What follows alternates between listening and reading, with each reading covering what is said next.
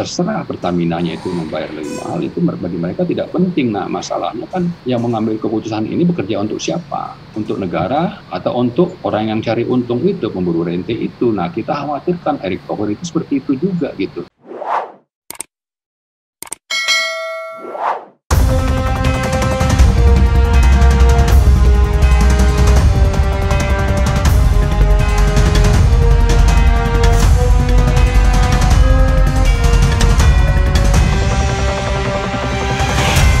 Assalamualaikum warahmatullahi wabarakatuh, sobat RH sekalian. Jumpa lagi kita di channel yang keren ini, Keren Cadas.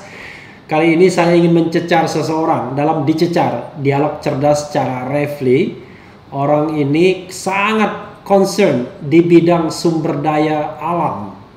Jadi sejak menjadi anggota Dewan Perwakilan Daerah 2004 ya, itu DPD pertama, hingga sekarang beliau tidak berubah, banyak mengkritisi mengenai sumber daya alam, termasuk tentang BUMN seperti divestasi Indosat. Nah, kali ini concern beliau mengenai privatisasi Pertamina.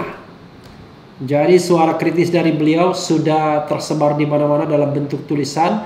Kita ingin melihat statement beliau dalam bentuk audio visualnya ya. Siapa lagi kalau bukan Marwan Batuara. Assalamualaikum Bang. Waalaikumsalam Bang Refli. Wah, oke. Bang Marwan ini orangnya sangat tawadu. Bang, sehat Bang ya? Alhamdulillah sehat Bang. Alhamdulillah sehat. Ini saya di sini main langsung aja ya. Apa masalahnya Bang? Perintah dari Menteri BUMN Erick Thohir agar dibentuk subholding dari Pertamina, dan subholding tersebut kemudian menjual, katakanlah mencari dana murah dari pasar modal ataupun mungkin direct investment, dan Abang sepertinya berkeberatan. Kenapa Bang? Karena memang itu tidak konsisten dengan konstitusi, atau bisa dikatakan melanggar konstitusi, karena bisnis Pertamina itu kan memang bisnis strategis yang diamanatkan oleh pasal 33, bahwa sepanjang itu menyangkut hajat hidup orang banyak ya, maka itu harus dikuasai negara.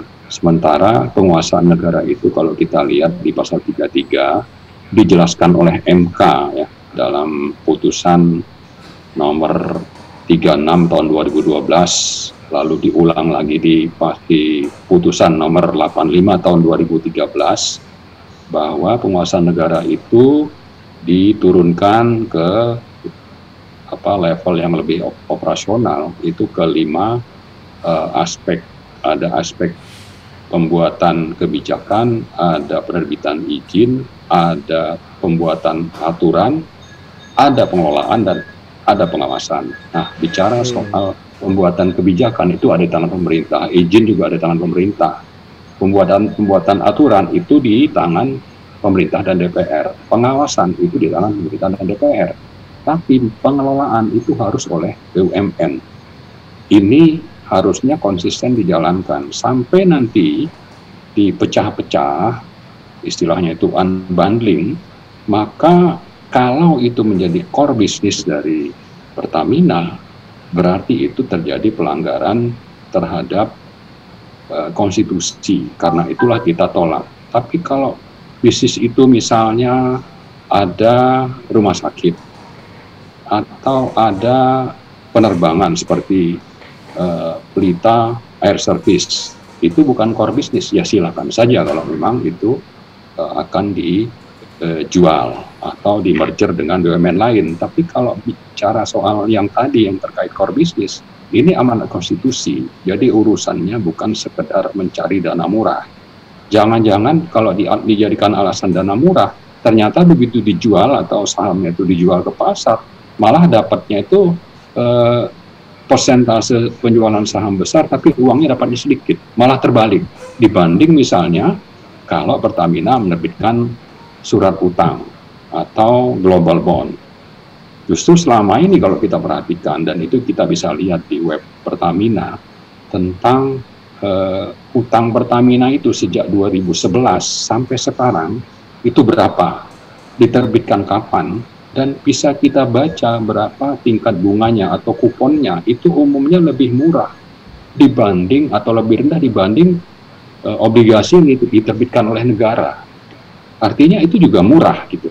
Tapi saya kira yang paling prinsip adalah memang kalau sudah menyangkut konstitusi maka tidak ada tawar-menawar sebetulnya, tapi lebih bahwa seandainya pun harus mahal, ya apa boleh buat, sama saja kalau kita itu strategis misalnya, apa gunanya kita beli kapal perang atau pesawat tempur, kalau hitung-hitungannya ekonomis, ya maka tidak akan pernah itu kita beli pesawat terbang itu. Tapi karena ini bicara strategis, ini masalah keamanan, masalah yang memang diatur oleh konstitusi, maka apa boleh buat, kalau seandainya itu harus berkorban, ya apa itu harus kita lakukan.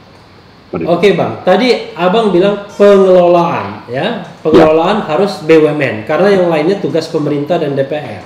Tapi yang menjadi persoalan adalah kalau kita bilang pengelolaan, kan bisa saja pengelolaannya tetap BUMN, tapi sahamnya divestasi, sahamnya kemudian dijual. Yang penting kan mayoritas seperti halnya BUMN lainnya. Kenapa harus pengelolaannya harus dengan saham 100%, Bang? Padahal dengan saham 51% pun kan masih bisa mengelola. Saya pura-pura menjadi devil advocate ya. Iya Bang, kita sebetulnya memahami itu juga. Tapi kita bicara soal keuntungan. Kita jual saham, itu artinya porsi keuntungan kita juga berkurang sesuai dengan jumlah saham yang kita jual itu. Kita pilih mana, misalnya dapat dana murah, jual saham, tapi di sisi lain keuntungan berkurang. Meskipun dikatakan kita tetap mengelola, itu satu hal. Artinya ini harus dibandingkan dengan berapa sih sebetulnya dana murah yang kita dapat itu dibanding dengan kita kehilangan keuntungan. Yang kedua, tidak ada jaminan oleh pemerintah dan DPR bahwa kalau sudah dimulai penjualannya itu, sekarang bilangnya 35% atau 25%. Nanti ada nggak jaminan bahwa itu tidak akan dijual lebih lanjut?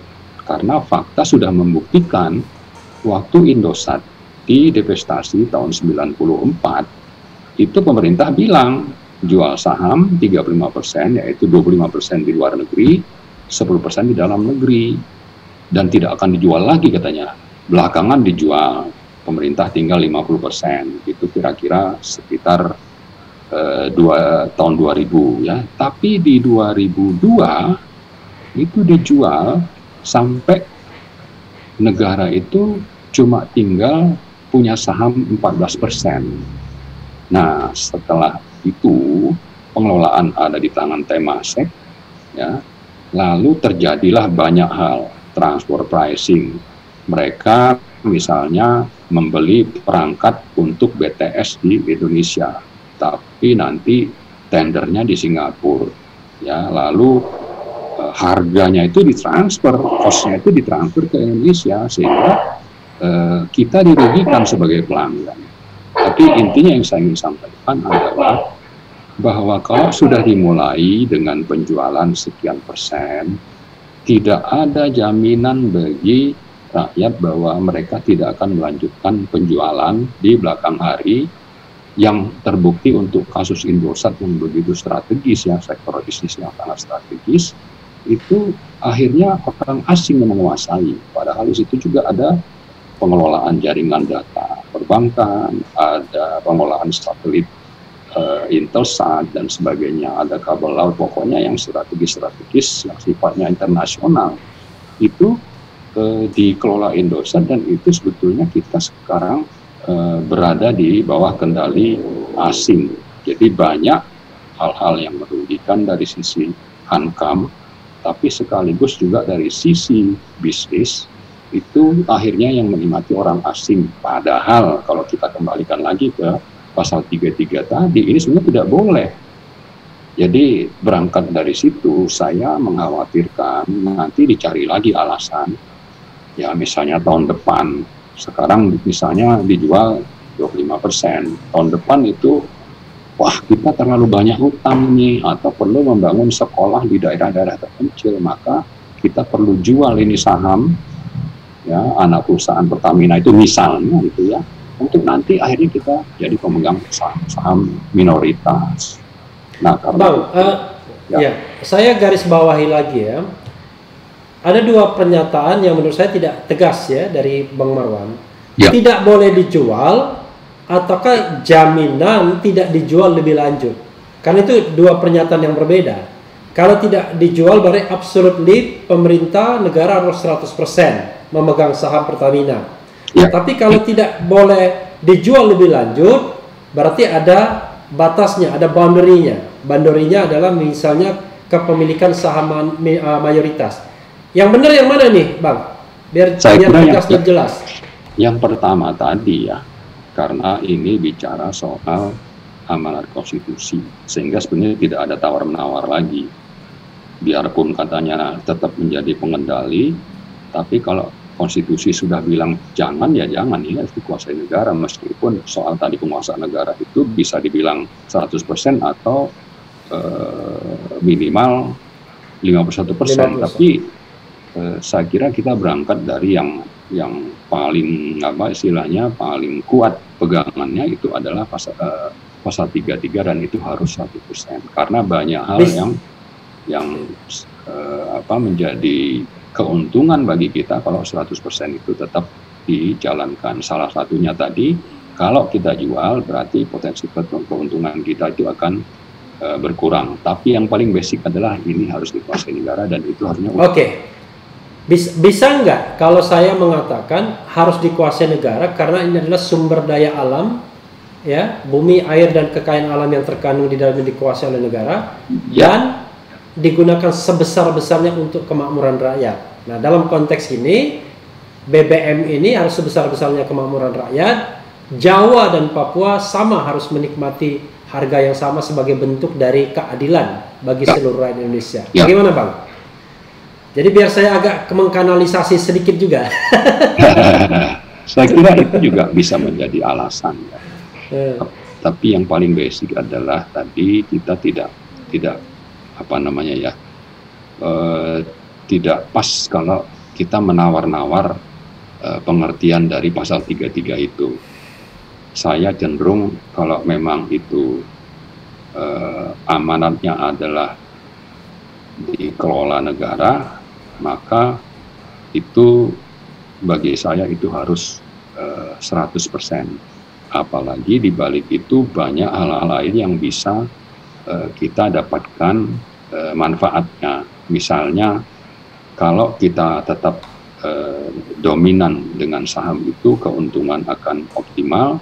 Kalau untung banyak berarti nanti kita bisa menggunakan keuntungan itu untuk membangun daerah-daerah terpencil, termasuk tadi yang Bang Refli sebutkan tentang harga BBM yang sama di seluruh Indonesia. Meskipun kalau kita bicara penyediaan, maka biaya yang ada di daerah-daerah terpencil termasuk di Papua itu sebetulnya adalah bisnis yang jual rugi kalau tidak ada cross subsidi dari wilayah yang memang menguntungkan seperti di Jawa atau di Jakarta. Karena itulah ini harus utuh. Jadi ini kan tugas negara juga ya untuk memastikan bahwa orang Papua, orang di luar Jawa juga menikmati sumber daya alam dari kekayaan bumi Indonesia ini, kan Bang, begitu? Ya, dan saya kira yang kita perlu ingatkan sekarang adalah bagaimana pemerintah membiarkan perusahaan-perusahaan asing seperti Exxon, Total itu menggerogoti bisnis yang ada di bisnis BBM ya, yang harusnya dikuasai utuh oleh Pertamina itu di kota-kota besar. Jadi di daerah yang memang banyak konsumen itu bisnisnya digerogoti. Sementara perusahaan-perusahaan asing ini tidak wajib untuk misalnya menyediakan BBM sampai ke daerah terpencil. Artinya keuntungan Pertamina yang sudah berkurang dari penggerogotan SPBU asing ini itu kan akan mengurangi kemampuannya untuk melakukan cross subsidi ke daerah-daerah yang tertinggal, yang sekarang juga sedang Jadi apa namanya dicoba untuk dilakukan adalah penjualan aftur, ya itu BBM untuk pesawat. Mereka swasta ini ingin masuk terutama di mana? Ingin masuk di Cengkareng, kemudian di Juanda. Kenapa? Karena di situ konsumsinya tinggi. Ya, pembelinya banyak. Ya, nah ini saya kira sama juga nanti. Sementara kalau ada daerah-daerah itu yang harus disiapkan afturnya, mungkin pesawatnya itu seminggu cuma 2 kali, atau malah cuma sekali, tapi itu harus ada, dan itu harus disiapkan oleh Pertamina, dan itu biayanya kan besar. Nah, cuma ini yang asing itu kan tidak mau, dan saya kira secara bisnis juga tidak ada yang mau. Nah, sementara tugas perintisan atau tugas strategis negara ini harus ditanggung oleh Pertamina. Jadi karena itu mestinya tugas-tugas yang diemban Pertamina ini harus didukung pula dengan kebijakan yang memang akan membuat Pertamina itu bisa survive. Apalagi kalau kita bicara harga, meskipun monopolinya itu kan tidak bisa seenaknya menetapkan harga sendiri, tapi yang mengatur kan pemerintah juga gitu. Bukan bahwa kalau monopoli itu lalu bisa bikin harga seenaknya. Nah, karena itu jangan diartikan bahwa monopoli oleh Pertamina ini sesuatu yang merugikan, karena harganya toh diatur juga oleh pemerintah, dan itu secara global dikenal dengan namanya natural monopoly alami, dan itu banyak diterapkan di seluruh dunia karena memang ini sesuatu yang adil dan tidak misalnya monopolistik yang merugikan konsumen. Bang, saya pernah membaca pernyataan dari Dirut Pertamina yang mengatakan bahwa ini bukan privatisasi katanya. Toh ini cuma sekedar ya semacam KSO, kerjasama pengelolaan ya. Lalu kemudian semua aset nanti tetap kembali kepada negara, tidak ada yang dijual katanya asetnya. Itu bagaimana dengan pernyataan itu, Bang? Ya, selama ini kan juga seperti adanya Chevron di Blok Rokan yang saham BUMN-nya itu tidak ada sama sekali, atau sebelumnya Total dengan Inpex di Blok Mahakam itu sama sebetulnya, tapi itu karena memang undang-undangnya yang bermasalah, tidak konsisten dengan pasal 33. Kita punya pasal 33, begitu bikin undang-undangnya itu bertentangan, dan faktanya kan memang undang-undang migas itu sudah diputus oleh MK di tahun 2012 bertentangan dengan pasal 33 dengan konstitusi, sehingga perlu direvisi. Itu membuktikan bahwa tadi kalau bicara bahwa ini asing disebutkan tidak menguasai, ya saya kira sudah terbantahkan oleh putusan MK. Jadi saya kira pernyataan itu pernyataan yang didasarkan kepada undang-undang yang bertentangan dengan pasal 33. Bang, ada lagi tadi mengatakan ya, sebenarnya kan terhadap permasalahan ini kita juga tahu bahwa memang fisiknya tetap Indonesia punya, tapi kan udah kosong, sudah dieksploitasi asing kan. Jadi memang ya tanah dan airnya tetap milik Indonesia, sama apapun kan begitu kan, nggak mungkin juga mereka kemudian menguasai, karena konsesi itu akan kembali kepada negara suatu waktu setelah habis kontraknya. Cuma kan minyaknya sendiri sudah dikeduk sama mereka, ada kosong kan, sebenarnya begitu, Bang. Artinya pernyataan Dirut Pertamina itu juga patut disanggah juga gitu. Ya, saya kira itu yang selama ini kita suarakan, dan kita harapkan kan sebetulnya di DPR juga sama suaranya. Dan faktanya mereka juga sudah paham bahwa namanya Undang-Undang Nomor 22/2001 itu dibuat dulu waktu kita dalam tekanan IMF dan Bank Dunia setelah Krismon. Mereka memaksakan itu untuk membuka kesempatan kepada mereka supaya bisa mendapatkan keuntungan yang sebesar-besarnya ya dari sumber daya alam yang kita punya. Nah, Kalau dasarnya sesuatu atau peraturan yang memang sudah bermasalah, itu yang menjadi dasar pernyataan dari Dirut tadi. Saya kira memang ini sangat mendesak bagi pemerintah dan DPR untuk segera melakukan revisi terhadap undang-undang tersebut. Dan memang sebetulnya sejak 2009 draft RUU untuk merubah undang-undang migas itu sudah tersedia. Sejak 2009 sudah ada.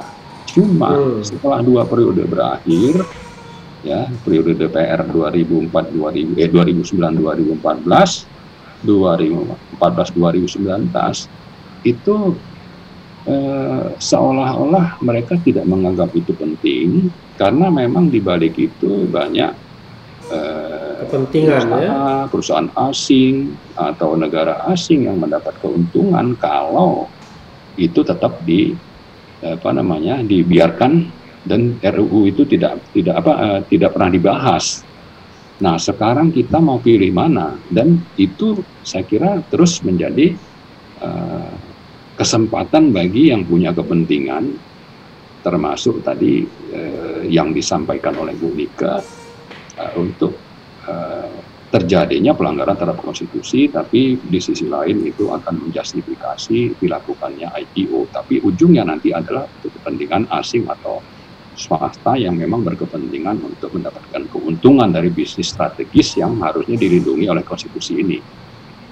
Bang, kita tahu bahwa penguasaan atau pengusahaan migas ini kan dari hulu ke hilir.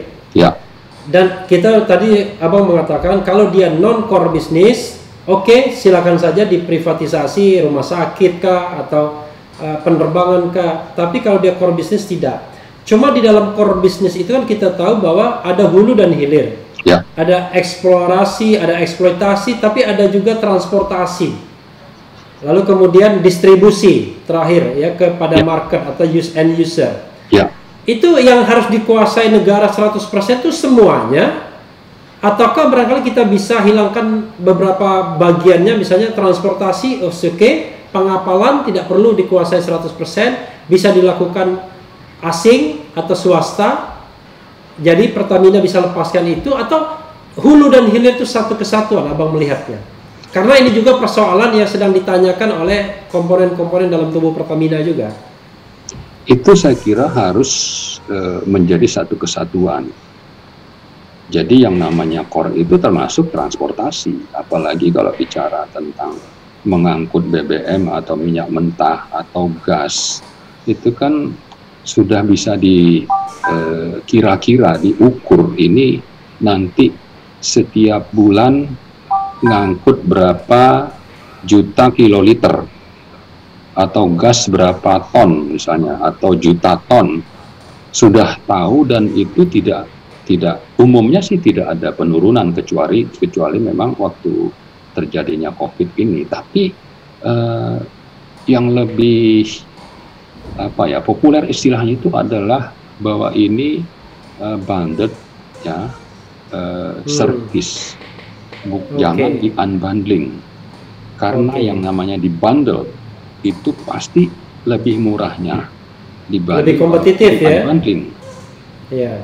Jadi kalau di unbundling misalnya masing-masing segmen ini akan mencari untung. Ujungnya nanti untung itu akan menjadi milik dari masing-masing orang yang berbisnis, tapi itu artinya beban biaya yang lebih mahal bagi konsumen. Tapi kalau itu di bundle, ya kan, ini perusahaannya cuma satu. Dan keuntungannya itu kan justru juga di tangan pemerintah, misalnya kalau kita bicara soal penjualan penjualan BBM. Nah, kalau kita lihat juga di luar negeri, kenapa perusahaan-perusahaan besar itu sudahlah dia besar, tapi mungkin cuma di hulu, maka dia merger dengan perusahaan besar lain di hilir. Kenapa? Karena supaya di samping nanti biaya lebih murah, tapi juga bisa terjadi mereka saling menutupi kerugian. Misalnya kalau harga minyak sedang turun, maka hulu itu untungnya kecil atau malah bisa rugi. Tapi di hilir dia dapat untung besar. Nah, sebaliknya waktu hulu itu nanti sedang naik, yang di hilir mungkin bisa bermasalah. Nah, ini bisa saling tutup, maka terjadilah merger perusahaan-perusahaan besar yang tadinya menguasai hulu saja atau hilir saja untuk bergabung, sehingga nanti produksinya itu dan biayanya dan keuntungannya itu menjadi bisa lebih terjamin gitu. Tapi kalau kita tadi bicara ini di unbundling, maka yang paling merasakan kerugiannya itu adalah konsumen. Tapi di sisi lain juga ini kesempatan bisnis yang harusnya dinikmati atau dimiliki oleh BUMN itu akan berkurang. Dan biasanya kalau sudah di unbundling, swasta masuk, mereka akan mengambil rantai bisnis yang memang paling menguntungkan. Itulah yang mereka incar dan mereka bisa. Ya. Lalu sebenarnya apa motifnya untuk melakukan pembentukan subholding Pertamina ini, ya kan, baik dengan cara direct investment maupun dengan melantai di bursa? Kalau abang tadi mengemukakan sejumlah kerugian bagi masyarakat dan juga bagi negara, motifnya apa? Menteri BUMN ini memerintahkan Dirut Pertamina atau direksi Pertamina untuk segera melakukan IPO dalam 2 tahun ke depan. Kira-kira? Ya, saya kira banyak hal ya, tapi yang biasanya terjadi adalah ada swasta atau asing ingin ikut dapat keuntungan dari rantai bisnis ini, mulai dari ujung hulu sampai ujung hilir. Namanya orang berbisnis itu kan mencari mana yang paling menguntungkan, tapi yang paling basic adalah bahwa mereka ingin masuk, ini bisnis menguntungkan biasanya ya, karena memang ini ada COVID, oke lah, tapi di luar itu biasanya ini menguntungkan. Sama saja mereka meributkan PLN monopoli, lalu mereka sebarlah info itu kepada masyarakat, monopoli itu bermasalah, padahal kalau PLN sama juga dengan tadi BBM yang atur harga kan pemerintah. Tapi karena mereka mau masuk, maka mereka meniupkan isu-isu tadi soal monopoli, tapi nanti ujungnya itu konsumen listrik lah yang akan membayar lebih mahal. Tapi yang paling basic, kembali pertanyaan tadi, adalah mereka mau ikut bisnis gitu, dan caranya ikut cara mereka, termasuk dengan menjual saham di bursa dan sebagainya. Jadi motif bisnis itu kalau bicara bursa. Bang, abang bicara motif bisnis ya, tetapi saya tanya tadi mengenai motif dari Menteri BUMN untuk membuat ini kemudian bisa dijual di lantai bursa atau dengan investasi langsung, itu apa? Ya, artinya kan dia mewakili dari pengusaha tadi. Coba kita lihat soal aftur itu kan, yang ribut siapa?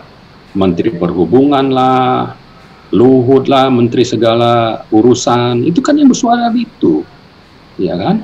Nah, kenapa? Karena di belakang mereka itu ada pengusaha. Sama juga waktu misalnya terjadi IPO terselubung untuk kasus merger atau akuisisi Pertamina terhadap PGN, itu kan saham negara diimbrengkan ya, imbreng ke Pertamina. Jadi PGN itu menjadi anak perusahaan Pertamina, tapi di Pertamina itu kan ada Perpagas yang juga bisnis gas.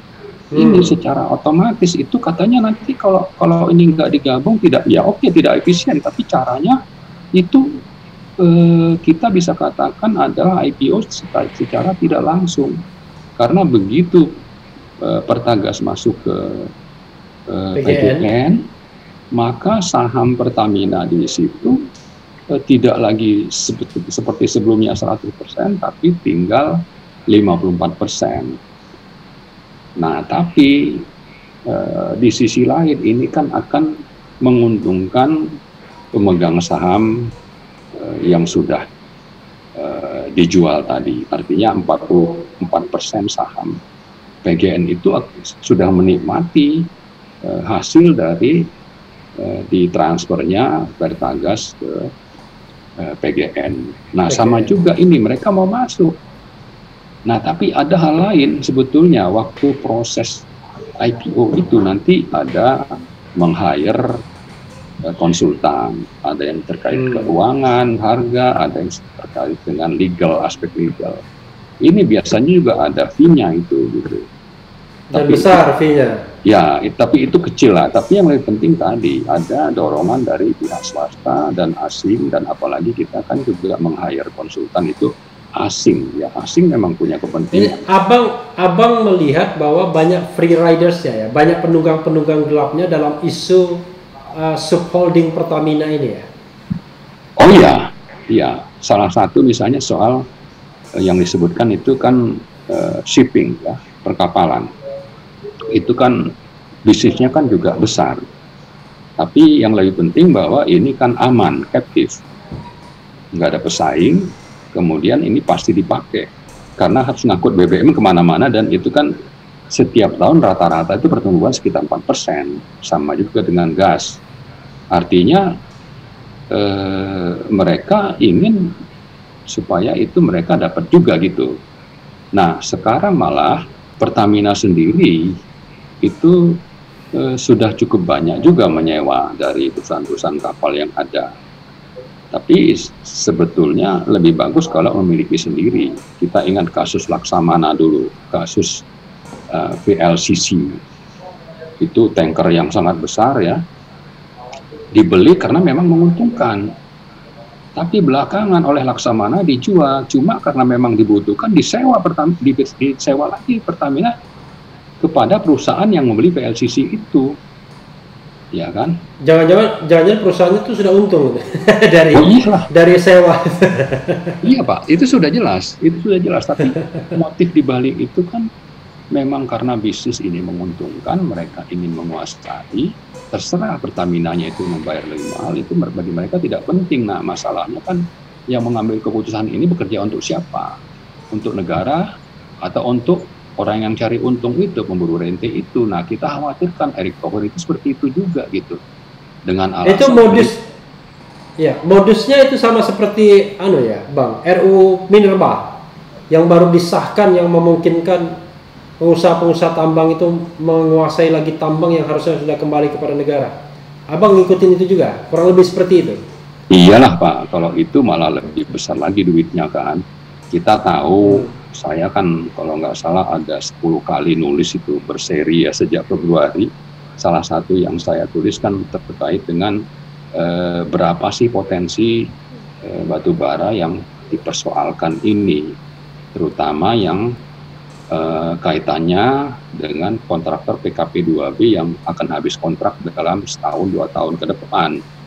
Mereka menguasai produksi nasional itu sekitar 60%. Untung mereka itu setiap tahun rata-rata ya minimal itu $10 per ton. Itu kira-kira sekitar 30 triliun untungnya setahun.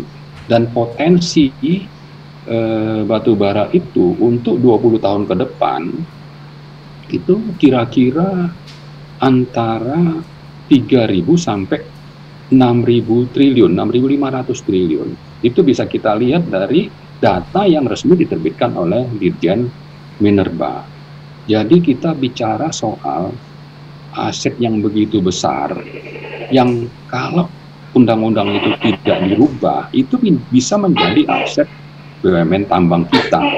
Apalagi yang namanya holding tambang itu, yang tadinya Inalum yang mimpin itu kan untuk menguasai saham mayoritas di Freeport harus mengeluarkan $3,85 miliar untuk 42% saham, karena sudah ada 9%. Begitu dijumlahkan menjadi 51, tapi yang lebih penting ini keluar duit sampai $385 miliar. Nah, yang satu ini yang ini gratis ini, dengan sendirinya keluar duit. Tapi justru dicari-cari jalan supaya kontraktor itu dapat perpanjangan. Kan ini terbolak-balik. Parah banget pengelola negara ini kalau begitu, Bang ya. Parah lah, Pak. Itu bagian dari oligarki kan. Iya. Itu yang sebetulnya dan celakanya mereka berada di pusat kekuasaan semua ya. Betul, dan saya kira kalau kita bicara eksekutif, yang harus diadili itu ya Jokowi. Itu sangat jelas, karena dia yang membiarkan itu dari sisi pemerintah. Mereka bentuk panja, panjanya itu dipimpin sama Menko ya, Erlangga, lalu ada dari DPR, rapat hanya dalam waktu 2 bulan bisa menyelesaikan undang-undang yang biasanya itu dibahas bertahun-tahun, dan undang-undang yang lama itu dibahasnya sekitar 3,5 tahun. Dan itu Undang-Undang Nomor 4 2009 ya? Ya, 4 2009 itu. Jadi kalau dibilang bahwa ini sangat merugikan, jelas, dan ini melanggar konstitusi, itu jelas. Dan penjahatnya itu ya salah satunya itu Joko Widodo. Iya, Pak. Waduh, ini tegas banget ini omongan abang ini. Ya kan kita punya banyak bukti lah gitu kan, Pak. Oke. Nah, kita melihat dua fenomena ya. Ya. Pertama Pertamina, kedua adalah Undang-Undang Minerba. Kalau Undang-Undang Minerba sudah terjadi, kalau Pertamina akan terjadi. Lalu apa tindakan IRES? Abang kan IRES ya kan? Ya. Institute Indonesian Resort Studies ya. Studies, ya. Dan abang juga orang yang sangat kritis dengan pemerintahan, yang juga pasti banyak komunikasi dengan tokoh-tokoh lainnya. Jadi upaya yang dilakukan oleh abang dan teman-teman ini apa untuk menegakkan governance ini yang katakanlah dicabik-cabik oleh mereka yang punya kekuasaan dan kemudian menjadi penumpang gelap kekuasaan ini, free riders itu. Apa Bang? Ya, saya kira kalau bicara Minerba itu kan kita sudah menggugat dari sisi formil, sudah di-file itu gugatannya ke MK kalau tidak salah 2 minggu yang lalu. Ya, itu dengan ada 1 gubernur, 2 anggota DPD, kemudian ada beberapa lembaga perorangan kayak IRES, terus ada Budi Santoso. Jadi artinya kita melakukan sesuatu terhadap pelanggaran yang kita anggap pelanggaran terhadap konstitusi itu. Tapi material juga nanti akan kita gugat. Artinya ada cacat formil, ada cacat material. Yang dua-duanya insya Allah nanti akan kita gugat. Nah, tapi kalau terkait Pertamina, soal pengelolaan ini, kalau dengan yang hubungannya dengan IPO, itu kan memang belum terjadi. Makanya kita ingatkan supaya jangan sampai terjadi. Termasuk sebetulnya kita jangan cuma fokus ke masalah rencana IPO, karena kalau kita baca setelah Erik melantik Nike menjadi dirut untuk melanjutkan posisinya dari yang sebelumnya berlanjut tetap menjadi dirut, itu kan beredar yang namanya dan itu hebat, itu bisa bertahan. Iya, backingnya kan beda, lain. Jokowi takut tuh sama backingnya itu. Nah, tapi intinya ada roadmap yang akan dilakukan di Pertamina. Misalnya ada rencana investasi, ada rencana IPO, ada merger, ada jual atau gabung dengan BUMN lain, misalnya soal tadi rumah sakit atau penerbangan, Pelita Air Service. Tapi ada juga divestasi saham, namanya itu kalau di dunia migas sisi hulu itu namanya share down. Share down itu mengurangi pemilikan saham. Misalnya rencananya itu di Blok Rokan atau di Blok Mahakam, itu sekarang 100% itu. Nah, kalau kita bicara untung, toh itu risikonya kan sudah kecil, Pak. Kecuali masih nyari. Kalau ini kan sudah jelas, maka sebaiknya jangan dijual, jangan di share down. Tapi mereka akan paksakan. Nah, sudahlah nanti tetap mereka kurangi sahamnya. Misalnya Blok Mahakam mereka akan jual sekitar 35%, ya kan? Atau nanti Blok Rokan dijual 30%. Nah, Ini sudah saya kira sudah bermasalah karena risiko sudah kecil. Tapi yang lebih penting nanti mereka jual pada harga berapa. Nah, dalam satu tulisan beberapa hari yang lalu kan saya sebutkan, kalau harga minyak sedang turun, lalu Anda jual, sementara kalau ditunggu misalnya harga minyak kembali pulih, maka yang kita dapatkan bisa lebih banyak, lebih besar. Kedua, ada faktor waktu Blok Rokan itu Pertamina harus bayar signatur bonus sampai 11,5 triliun. Ini nanti diperhitungkan apa tidak? Nah, jadi ada hal-hal yang sebetulnya kita kembalikan lagi ke Erick Thohir itu, salah satu message-nya ke Nike adalah supaya IPO untuk memperoleh misalnya perbaikan governance. Ya, itu juga yang sering GCG ya, good corporate governance. Ya. Masalahnya dia konsisten nggak? Dia minta Nike seperti itu, tapi nanti untuk divestasi Rokan dan Mahakam ini bisa nggak dia menunjukkan ke publik bahwa prosesnya sudah benar, ya, harganya itu dipilih seperti apa, kalau perlu dengan tender supaya dapat penawaran tertinggi, macam-macam yang kaitannya dengan governance tadi. Jangan-jangan cuma ngomong aja governance, tapi prakteknya itu malah ada kong kali kong. Ya, misalnya kalau di Blok Rokan itu kan partnernya itu Chevron. Chevron nanti boleh lanjut dapat saham 30%. Bayarnya harusnya sekian miliar, tapi cuma dibayar itu sepertiganya. Ini kan kita nggak tahu, tapi itu sangat nggak tahu prosesnya dan hitung-hitungannya, dan itu bisa terjadi sehingga harusnya bayar 2 miliar, misalnya bayarnya cuma 500 juta. Nah, kita ingin supaya jangan sampai terjadi korupsi yang merugikan negara ini dalam kasus divestasi. Iya, ada hal-hal ini sebetulnya, misalnya mau menjual saham rumah sakit, ini juga sama. Apakah transparan? Siapa yang beli? Berapa harganya? Ya kan? Kita harus tagih itu ke Erick. Jangan sampai nanti konco-konconya yang beli. Makanya dia bisa saja kita gugat. Anda ngomong IPO, jual ini, divestasi dan sebagainya, tapi di belakang Anda sebenarnya teman-teman Anda sudah nunggu gitu. Kita tidak nuduh, tapi kita ingatkan jangan sampai seperti itu gitu. Sejauh ini bagaimana penilaian Bang Marwan terhadap katakanlah performance atau kinerja atau attitude atau sikap dari Menteri BUMN? Bisa dipegang, bisa dipercaya, atau sesungguhnya dia pun berada dalam tekanan pihak lain yang jauh lebih kuat? Kalau tekanan itu pasti ya. Kalau kita ingat kasus Adrian Napitupulu minta waktu dengan Jokowi, dan itu kaitannya kan soal posisi komisaris di banyak BUMN, ya.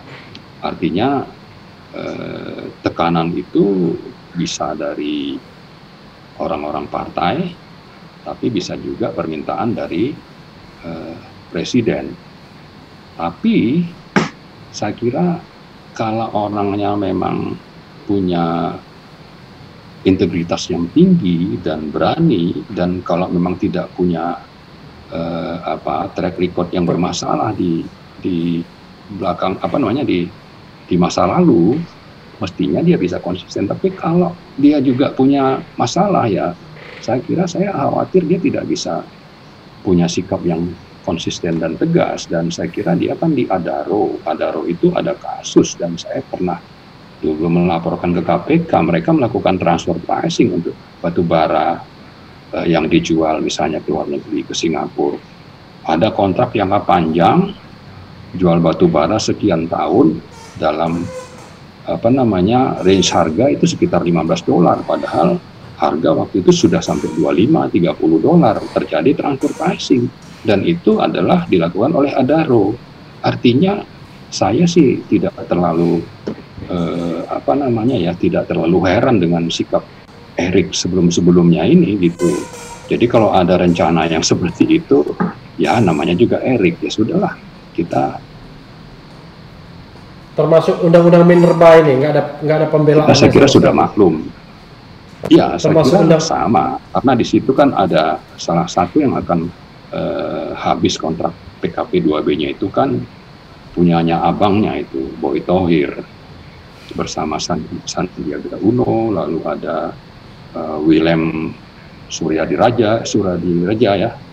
Pokoknya ada 5 orang itu yang memang konglomerat yang akan habis kontraknya, kontrak PKP 2B-nya, dan mereka termasuk yang ikutlah mengupayakan ya dalam tanda petik supaya itu bisa dapat perpanjangan dari pemerintah dan DPR, dan itu saya kira banyak pelanggaran yang dilakukan, termasuk tadi kita bicara soal prosedur atau formil dari pembuatan undang-undang yang melanggar Undang-Undang Dasar dan juga Undang-Undang P3, Undang 12 2011. Gawat bener negara kita ini, Bang ya. Kalau begitu. Ya, yang berkuasa banyak sekali kepentingan kanan, kepentingan kirinya ya. Iya, karena memang sistemnya ini pemimpinnya kan terpilih juga karena banyak didukung oleh konglomerat, dan itu saya tidak menuduh yang pengakuan sendiri dari Ahok kan. Jokowi tidak bisa terpilih kalau tidak didukung sama konglomerat katanya yang punya modal. Nah, kalau sudah terpilih ada permintaan kompensasi, wajar-wajar saja kan jadinya, Bang. Bang, terakhir Bang. Ya, siap. Apa yang mau disampaikan? Saya kira kalau kita berharap ke Presiden dan DPR itu mungkin menjadikan kita itu tidak punya harapan. Jadi jangan lagi mengharap pemerintah atau presiden atau DPR atau partai-partai, kecuali hanya 1-2 lah yang masih bisa diharap. Karena itu saya mengimbau kepada seluruh lapisan masyarakat atau minimal kaum terdidik, mahasiswa, untuk ikut bersuara, melakukan advokasi agar terjadi perubahan atau perbaikan, terutama di sektor migas, sektor minerba, dan sektor-sektor lain yang strategis, termasuk juga bicara soal pangan. Masa sih kita terus itu berada di bawah kendali mafia, apakah itu impor bawang, impor gula, dan sebagainya, itu kan mereka yang menguasai sekarang. Nah, yang harusnya kita bisa melakukan swasembada, atau kita bicara daging. Nah, karena itu berbagai penyimpangan atau hal-hal yang merugikan rakyat ini harus diputus. Tapi itu tidak akan bisa terjadi kalau kita tidak ingin atau tidak mau terlibat untuk melakukan advokasi perbaikan. Dan untuk itu saya berharap semua lapisan masyarakat ini, terutama yang terdidik itu, maulah meluangkan waktu untuk memahami permasalahan. Setelah paham, nanti kita melakukannya sama-sama. Kalau memang perlu demo, ya kita demo saja gitu. Kenapa? Ya kan ini kan untuk kita juga gitu kan. Seperti yang Pak Abang optimis akan ada perubahan ke depan? Atau jangan-jangan sudah gelap, nggak akan ada perubahan lagi? Kita harus selalu optimis. Ya, apalagi ada Bang Refli ini kan, yang berani turun gunung dan ingin menggalang. Ini kan dalam rangka menggalang suara masyarakat juga kan kita kan. Kalau kita kan menyampaikan apa yang benar ya kan. Iya. Kita kan tidak punya kepentingan ya gitu. Ya, tapi artinya kan sebetulnya informasi yang benar ini sekarang susah sekali kita dapat. Karena itu kalau masih ada yang concern untuk menyampaikan sesuatu yang benar, ya ini kan kita harus terima kasih. Karena yang lebih banyak sekarang ini kan buzzer. Buzzer itu kan yang ada adalah hal-hal yang penuh kebohongan. Dan kalau menurut Rocky Gerung kan, ya pembuat hoax yang terbesar itu adanya di pemerintah. Ini kan tidak bisa kita biarkan terus. Makanya kalau ada dari masyarakat, Bang Revi seperti ini atau yang lain-lain, ada Helmi Yahya dan sebagainya, itu saya kira kita terima kasih dan harus sinergi dan harus bersuara terus. Kalau ada apa-apa misalnya diganggu itu jangan terus diam, kasih tahu aja kita biar kita juga ikutlah membela ya, jangan sampai nanti malah diberangus gitu. Iya, oke Bang, terima kasih banyak ya. Ya, mudah-mudahan media ini bisa terus memberikan informasi yang paling tidak benar dan bisa dipertanggungjawabkan. Insya Allah. Makasih Bang. Sama-sama. Assalamualaikum warahmatullahi wabarakatuh. Assalamualaikum. Saya Alif Bang ya. Ya. Oke, makasih Bang. Oke, ya. Makasih Bang. Ya, mari. Ya, sobat Eros sekalian, itu tadi dengan Marwan Batubara, dulu anggota Dewan Perwakilan Daerah dari DKI Jakarta dan sekarang Direktur Eksekutif IRES, Indonesia Resource Studies. Jadi studi tentang sumber daya alam. Beliau sangat concern, beliau orangnya ya ibarat orang politik itu ya lurus-lurus saja orangnya. Mudah-mudahan apa yang disampaikannya itu memang betul-betul sebuah informasi yang bisa kita olah dan cerna dengan baik, karena memang banyak hal di negara ini yang ya kita butuh concern yang luar biasa. Tidak mesti mereka yang berada di kekuasaan itu pasti benar ya atau pasti salah. Yang benar kita katakan benar, yang salah kita harus berani kritik ya, karena kan pertanggungjawaban kita tidak hanya kepada sesama manusia tapi juga ke Allah Subhanahu wa taala. Dan yang penting tetap di channel ini, karena di channel ini Anda akan dirayu, ditipu, dibaperin, dicecar, diuber pula di jalur khusus. Karena channel ini adalah channel yang mengancam, memeras dan membenci. Jangan lupa subscribe, like, comment, and share. Ciao.